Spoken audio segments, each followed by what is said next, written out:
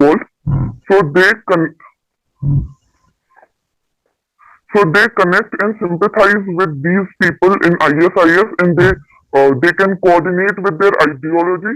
So these people, they are tended towards ISIS because they as a community, they can mirror themselves in those people. So that is the sole reason why Keralites are more involved in ISIS joining. And want to add some more points. Yes, sir. First point is definitely correct that Kerala has a historic Muslim community. Other than that, due to its uh, coastal distance, which is very much low as far as the Middle East is concerned, so it has enjoyed historical ties, and migrant workers have moved to Middle East in the past as well. So it has a historical and cultural and organizational and work ties as well in the Middle East. Other than that, we know that the society in Kerala is highly educated. Kerala enjoys one of the highest literacy rate, and in the age of internet has penetrated in the community of Kerala as well. And in modern recruitment, such organizations use social media to recruit youth. And I think Kerala has all these factors have resulted in Kerala becoming the hub for the ISIS recruitment. Okay, Mr. Redmi, now your turn. So one of the important point is that the Kerala has the oldest Muslim population. So that has been the reason. ISIS basically recruits only Islamic population. So they usually see for this. And so second, the main important reason is the Kerala youth has been highly educated. We have provided a high literacy rate, over 90% consistently, but we are not able to provide the employment to the youth. So when the youth are unemployed, it's easy for the terrorist organization to radicalize the youth. And once the youth are radicalized, they go for these wrong paths and they join ISIS. This. Okay, Mr. 007, tell me what is the exact position of India in world scenario nowadays? Right from independence, we have seen that when the world was bipolar, India adopted a policy of which was the non-aligned movement, and now at the international level, India has a policy of favors a policy of multilateralism. We even though we saw that USA has become the superpower after the disintegration of USSR. But now with the rise of China, even though we other countries see the world now becoming a second bipolar world, but India still maintains a policy of multilateralism. In the UN itself, India has asked for the increase in the permanent seats in the UN Security Council, so that there are more the new nations such as India, Brazil, etc., can also be added. So in that sense, it's a approach of multilateralism. Other than that, India has a peaceful international relations with almost all the countries, and it wants development for all in a peaceful manner. Okay, Indomitable, give your opinion. Uh, so I would like to categorize into few categories. First of all, diplomatically, as we can see that India is able to maintain ties with both Russia and USA, which is both the countries are contradictory, but this itself says for diplomacy of our country. So diplomacy is at its best. Also, India is having a best economic uprise after COVID also, and during last era also. It is having a good economic uprise from nearly a economic crisis in 1992 to now owing $700 billion of forex reserve. India has come a long way.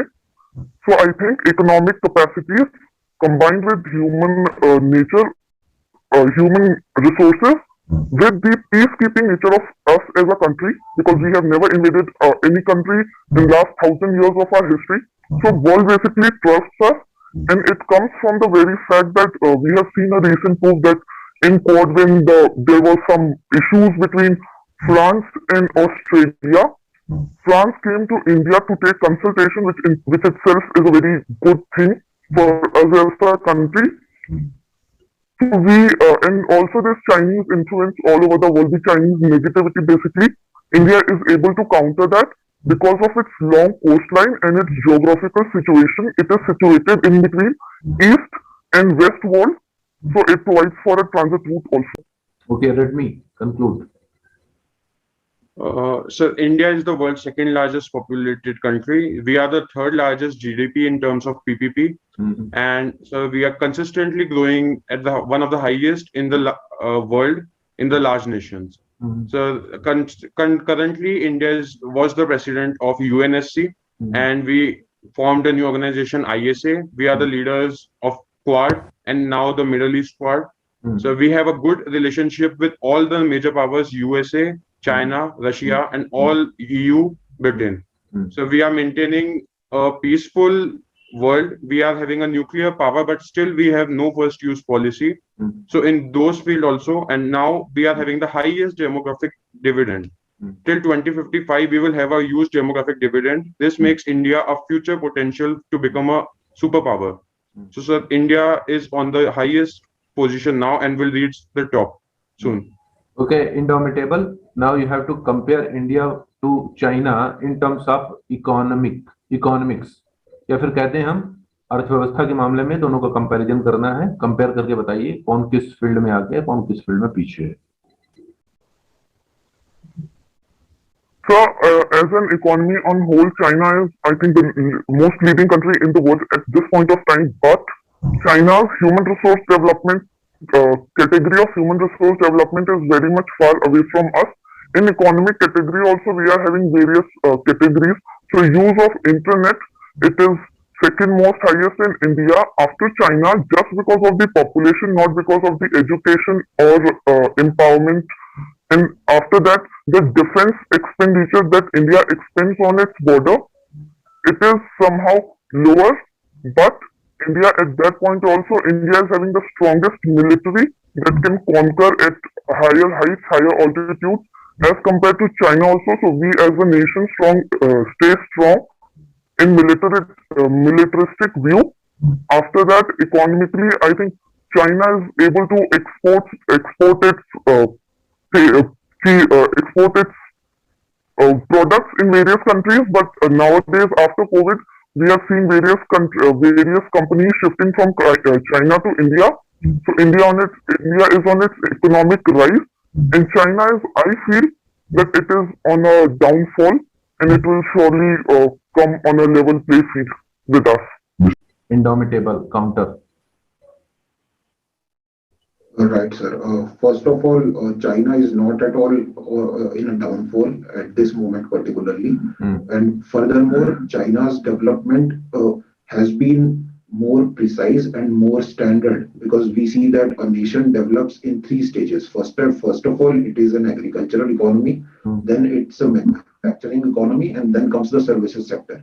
So while China had agricultural economy, and then the massive uprise of China in the world order was a result of manufacturing economy, which provided skilled jobs for a huge population in China. Whereas in the case of India, we were an agricultural economy, but we entirely skipped the manufacturing sector and we directly headed on to services sector. And currently, we can see that a major part of our GDP comes from services sector itself. And now, after realizing this, we have started we have started providing boost to our manufacturing sector so that masses can be employed, and the standard of living and the income level of majority of people can rise steadily. So I think now India is definitely on a right path, but China has developed well, and I think it has become a superpower as of now. Okay, now Mr. Redmi, आप एक complete conclusion दीजिए pros and cons का, दोनों लोगों के statement को support और oppose जहां जहां आप करना चाहते हैं आप करिए. So we cannot say China is on a fall right now. Just 2 days back, we got the data, and China has gone growth with 8%. So that's a huge growth consistently. It has reached $15 trillion in nominal term, which is almost 5 times of India. We are still on $2.6 trillion. So China has huge gap with us right now in terms of GDP. And so comparing in the banks, the top 10 banks, if we see around the world, even top 100, we just have nominal 1 or 2 banks, and China is having a lot of banks even in top 10.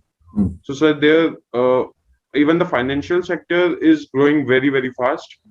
So, in all these terms, sir, we can see China currently has been having a huge gap with India. But, sir, there has been a fall in China's population due to their one-child policy, and currently the TFR, the total fertility rate, is very low. So, if we see the demographic dividend that India is going to have in future, so our prospects to grow has been faster than China. So if we compare now, we are behind, but in the future, definitely India will be the leader. Okay. Now, Mr. 007, tell me how military coup in Myanmar will affect our internal peace in northeast states and all over India, and how if China is now benefited from this military coup. So, first of all, sir, there is a direct relation between Myanmarese junta and the Chinese Communist Party. So they provide them arms and they indirectly control whatever is happening in Myanmar as per the various reports. As and when the coup happened, we see that there was a lot of immigration into the border states of Mizoram and Nagaland. And even though, as much as there were various administrative people and army personnel as well that migrated to Mizoram, and we can see that there is a clear-cut divide in the Myanmar. So the one part is those who supported the democratically elected government, and those who support the Myanmarese junta. So in that sense, illegal immigration is one. Other than that, we see that the various insurgent groups in Northeast have their bases in Myanmar and they operate from there as well, there itself. And earlier, even though the Myanmarese army supported the Indian Army's operations in the Northeast so as to destroy the insurgent camps, but they were mostly superficial. And now that coup has happened, I think it will become more challenging for Indian Army to keep its to further its peaceful operations there, and it can help insurgent groups grab more power and spread widely in the Northeast. Okay, now Indomitable, you have to counter 007. If not, then give your opinion. So first of all, 007 has told us how China has benefited and how India has got some negatives of this. But for sure, India is also having some benefits, not from Myanmar coup directly, but from the whole geostrategic phenomena that is happening in our region, basically in South Asia region. All the countries in and around us, I think, they are not in a good situation right now, including Myanmar. So Myanmar coup, it will affect India from border point of view, from protection of borders, because it is linked with China, not directly but indirectly. That will hamper our military response capabilities. But the influx of people from their porous borders in between India and Myanmar, the construction of this BRI project in Myanmar, everything is going in against India, but in a way, India is proving its humanitarian approach now also. It is not directly supporting government as its diplomatic policy, but yes, it is always ready for any kind of humanitarian approach and humanitarian services that proves its mettle in whole world scenario. Now, Redmi, complete. So Myanmar has been having a junta government military coup, and this is directly in opposite with our values of democracy. So, sir, countries like this military coup cannot be supported by Indian government directly, and this military coup, it creates a situation of insurgency in our northeast area because the bases of the insurgent group are located in Myanmar. So we can see some issues on our border. We even have a 16-kilometer open border on Mizoram. So, sir, this can lead to an influx of a lot of illegal migrants in the Myanmar border, and this has an open border, so this is directly related to our internal security. And sir, even the military, due to its undemocratic nature, it is closely linked with Chinese government also. So, sir, in a way, the Chinese government can also use the military and the borders of India, Mizoram against our country's internal security and our favor. So, sir, in this way, but even whatever the issues are, India always follows a Act East policy, and Myanmar, as a part of ASEAN, is always important to us. So, sir, policies towards Myanmar has to be proactive. Okay. Mr. 007, tell me.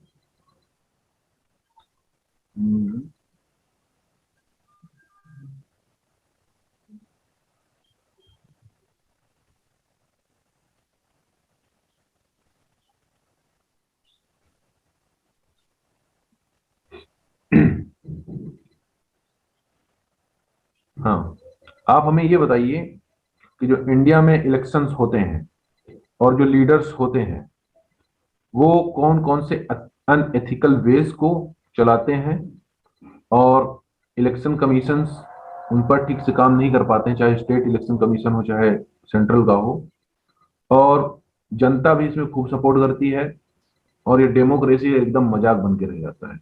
आप उन points को touch करिए। Okay, sir. Can I take a few seconds, sir?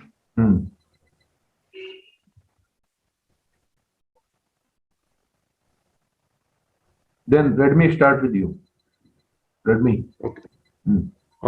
Sir, in our country, Election Commission under Article 324 is the sole body to conduct elections for the central and state governments.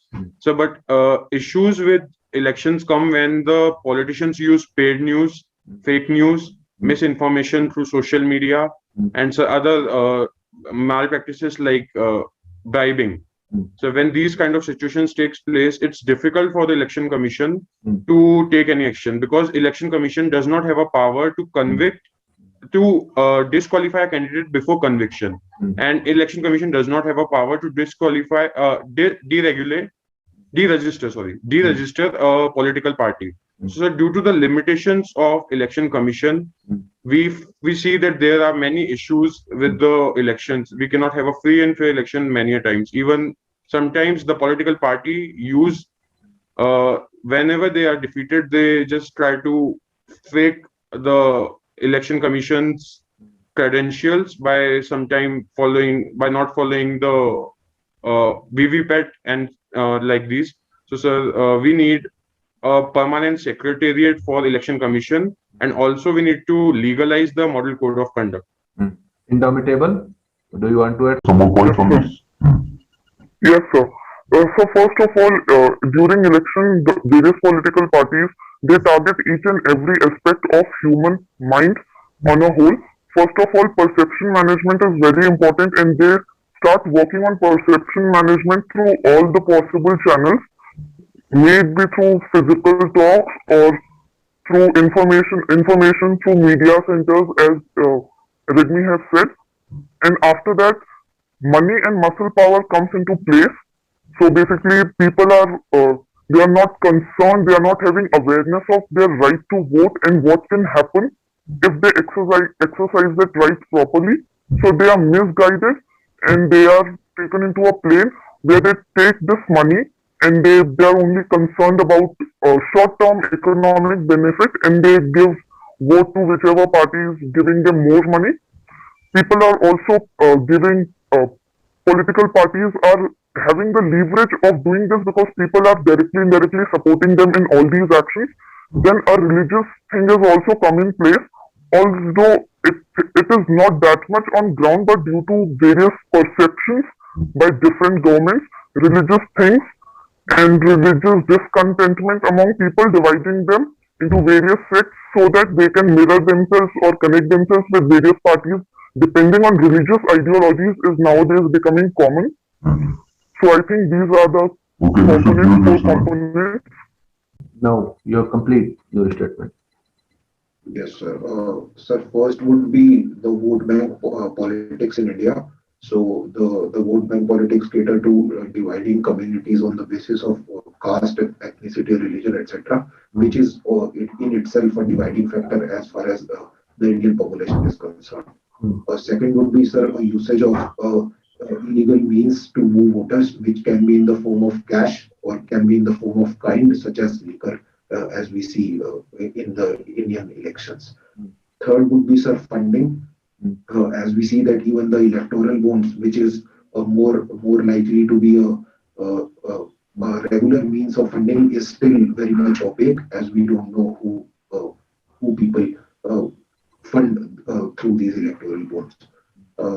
Fourth would be, sir, the use of internet and social media itself. We know that various political parties hold IT cells, and they try to spread propaganda and fake news as well, so that they can win the elections.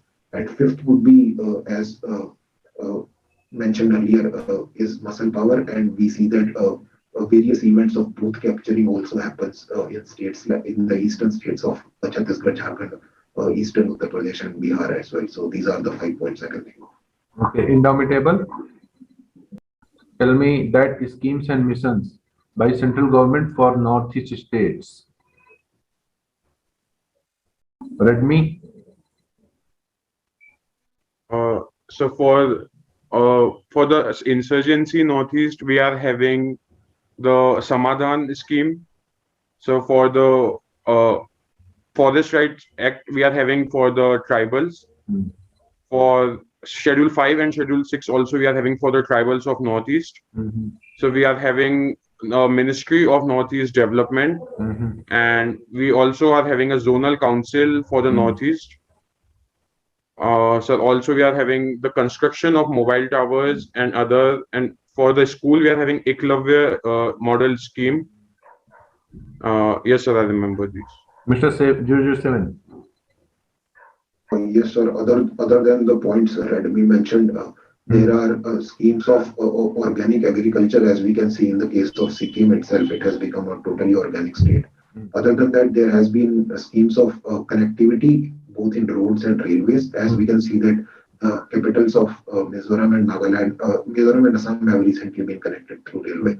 Other than that, there are in the Act East policy, there has been a development of trilateral highway which goes from the Moreh in Mizoram to Mysore in Thailand. So it will directly connect Mizoram to Thailand and furthermore the other East Asian countries.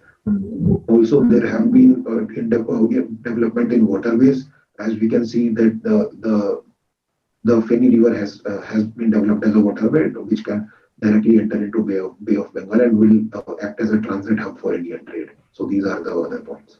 Okay. अब हम आप लोग के साथ एक छोटा सा game जैसा खेलेंगे, जिसमें हम एक क्वेश्चन आप सभी से करेंगे और आप तीनों और मैं अपने कान खोले हुए हैं। जो आदमी सबसे पहले बोलेगा सिर्फ उसी को राइट है बोलते रहने का, कंटिन्यू करने का। बाकी के 2 आदमियों को चुप होना होगा और इस रूल को फॉलो करना होगा, ठीक है? और इसमें रिस्पेक्ट है आप सभी की एक दूसरे के साथ कि अगर किसी ने प्रॉम्प्ट कर दिया है पहले तो उसे बोलने दिया जाएगा, और अगर कोई लीड करना चाहता है, वो चाहता है कि हम उसे ओवरराइड कर जाएंगे, तो वो 5 सेकंड तक कंटिन्यू कर सकता है, इससे ज्यादा नहीं। ध्यान रहे, फिर उसे चुप होना होगा। लेकिन रूल यही है कि आप फॉलो करेंगे कि जो पहले प्रॉम्प्ट कर ले जाएगा उसे बोलने का मौका आप दोनों लोग देंगे। 2 लोग कोई भी हो सकते हैं, प्रॉम्प्ट करने वाले को मौका मिलना चाहिए। तो हम पहला क्वेश्चन स्टार्ट करने वाले हैं। First question is that why you want to join Intelligence Bureau?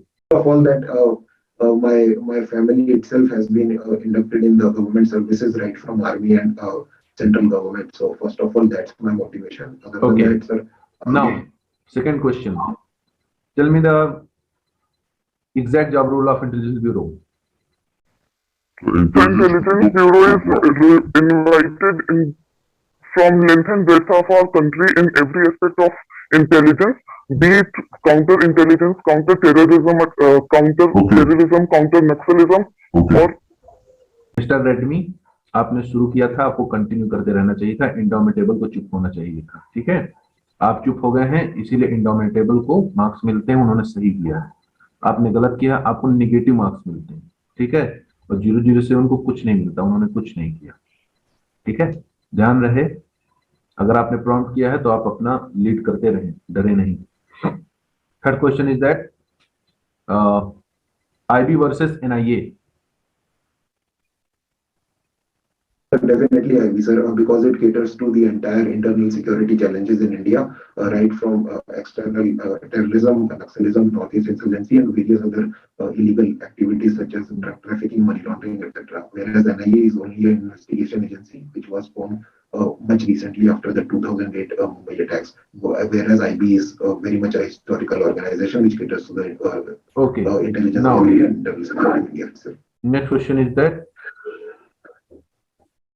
how CBI and IB are different with each other. Sir, IB is under Ministry of Home Affairs, whereas CBI is under Ministry of Personnel. Okay. The next question. Tell me some national intelligence agencies of India. RNAW, IB, NIA, CBI. These are some of the intelligence agencies of our country, along with defense intelligence units. 07 आप minus में चले गए इस बार आपने start किया था आप चुप हो गए now tell me some foreign intelligence agencies Sir, Mossad, KGB. Okay. ISI, sir. Okay. Now you have to tell that 5 mistakes of Modi government.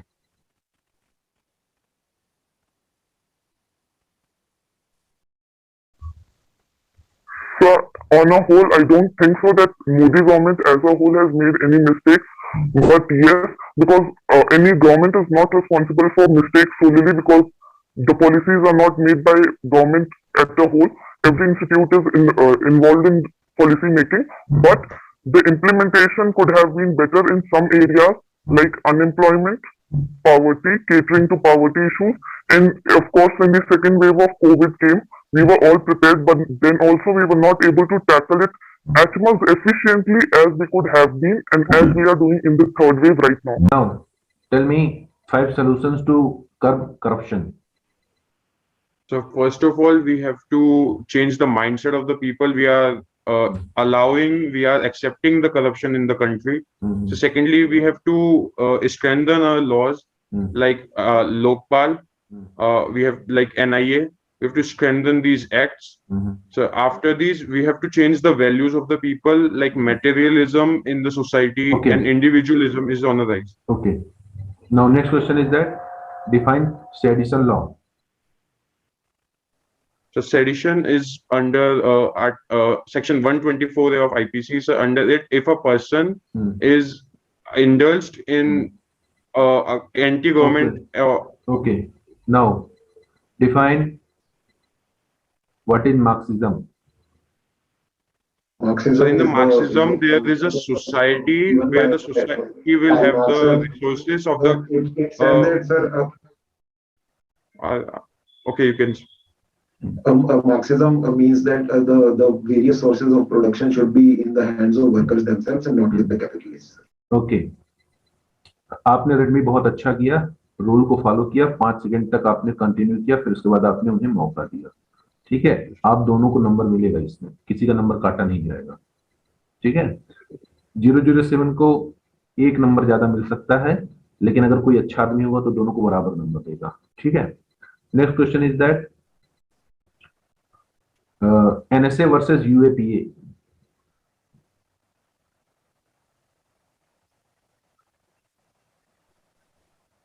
The NSA, because it caters to the entire security structure of the nation, whereas the UAPA is only for the unlawful activities. And it has been used for vested interests. Okay. अब हम session को समाप्त करना चाहेंगे और आप सभी victory sign दीजिए क्योंकि ये सेशन समाप्त होता है, आपको कुछ ना कुछ इसमें से लर्निंग मिलती है. Okay, all the best for your future, all of you. Thank you. Indomitable.